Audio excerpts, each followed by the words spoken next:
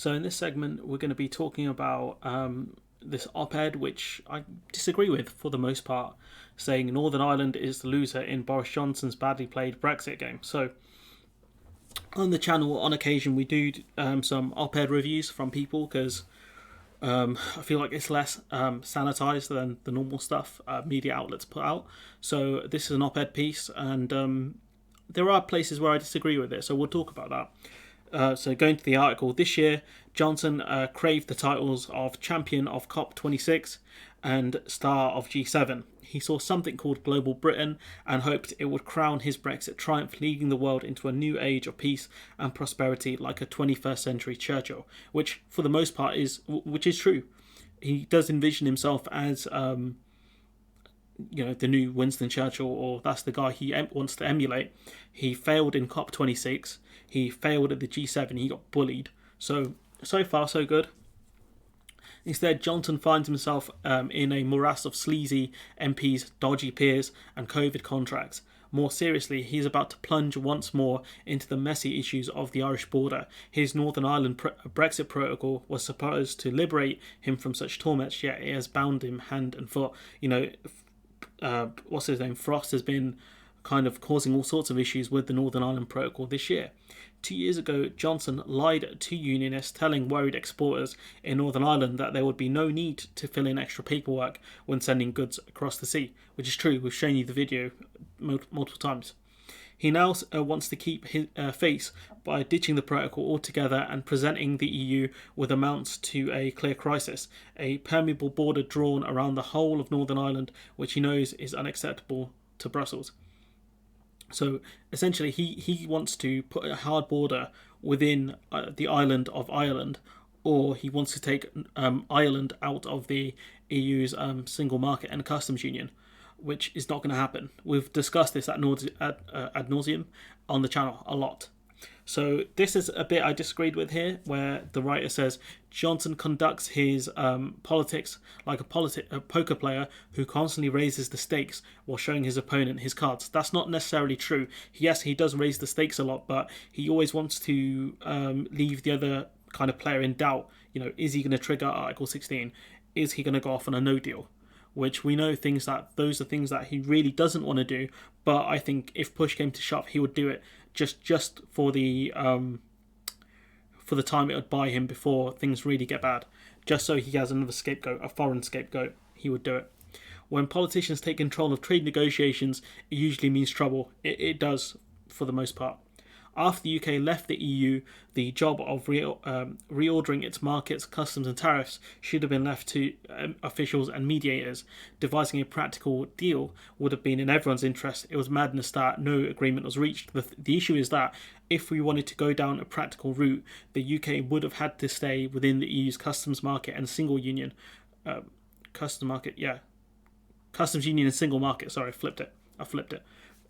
That was the only good outcome from the situation. But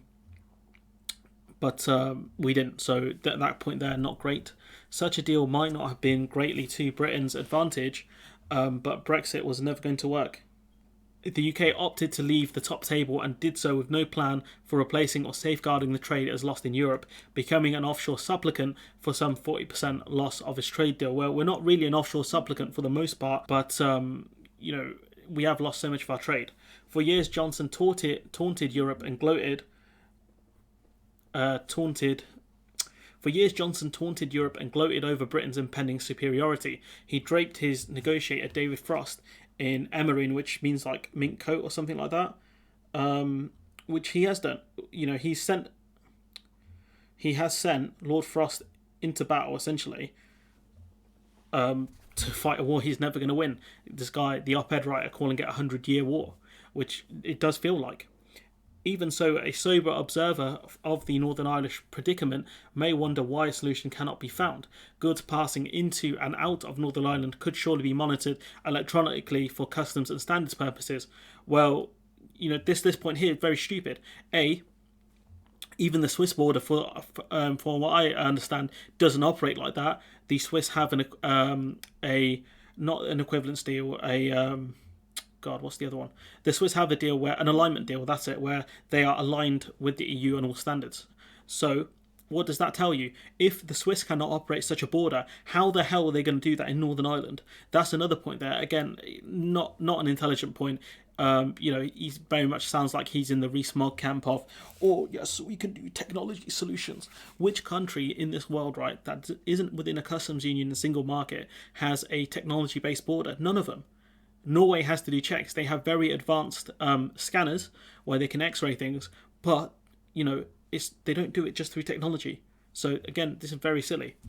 Brussels has already proposed an easing of bureaucracy, the chief bone of contention. It wants this to be overseen by the European Court of Justice, which is hardly a deal breaker. The EU is the dominant regulator. The US would react in much the same way. So, the ECJ bit is a red herring from Frost. He's looking for a fight, and that's how he's going to get it. As it is, Johnson has made the whole issue politically toxic, desperate for machismo. He huffs and puffs and threatens a nuclear option. He has no strategy for Britain's relationship with Europe, no alternative border. Well, your alternative border doesn't work for a start.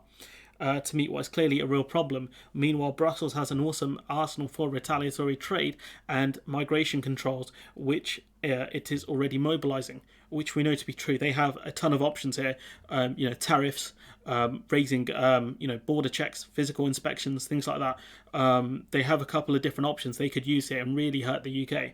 Johnson's woeful diplomacy has left him with no European leaders who have any interest in helping him. Half are happy to see Brexit fail, the other half are busy letting their farmers, haulage firms and care organisations gleefully tap into what was once a critical source of British labour. Let's not forget here that EU farmers have benefited massively from Brexit. They're getting a lot more deals. Irish farmers especially are benefiting massively from Brexit and making a lot of money off the British.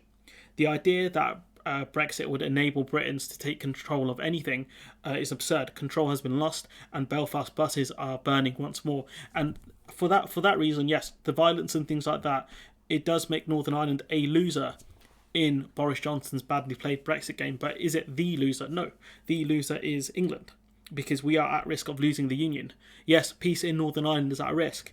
That's mainly down to the DUP, the UUP, or maybe not the UUP as much, but the kind of radical unionists who demand that, the Northern Ireland Protocol be scrapped. They're the ones causing the problems there. But Northern Ireland is not facing many of the problems the GB is facing. Petrol shortage, do you remember that? Food shortages, massive increase in inflation. Northern Ireland is not doing as badly compared to the rest of GB. So the argument that Northern Ireland is the loser is not true. Northern Ireland is a loser, but it's not the biggest loser. The biggest loser in this Brexit game is, in my opinion, England. And the other two, really, Wales and Scotland. They are big losers in this as well. But those are things we're going to talk about, the impact of if Article 16 was used, the impact it would have on Wales. Separate video. Sorry, got a bit distracted here. Point being is that there are places where I disagree with the op-ed writer. I don't think he has everything nailed on, which, he might disagree with me. That's the whole point of, politics and things like that. There are disagreements. But I think Boris Johnson always wants to make the other side feel like he's going to do something crazy. Like he's going to go off on a no deal. Go off and use Article 16 through misinterpretation, etc. That's what Boris Johnson's goal is. Always make the other side fear the worst, and therefore you can get concessions out of him. But the EU, for the most part, look like they've read his move, and they're not going to offer further concessions. They have done their best to help Northern Ireland function with all the kind of destabilisation that's happened because of Brexit. But I think this current crop of kind of concessions, there won't be any more offered to the UK. They've offered to cut around 80% of customs checks for goods going from GB to NI. They're offering concessions around medicines. They're offering concessions around the democratic deficit, quote, democratic deficit. So how much can Frost and Johnson really complain about? Because the EU have offered a lot here and the UK have said, no, we want to get rid of the ECJ, and the EU you're having a laugh, pal. But anyways, I'm going to leave it there. Let me know what you think in the comments below. Like, comment, share, subscribe, and hopefully I'll see you in the next one.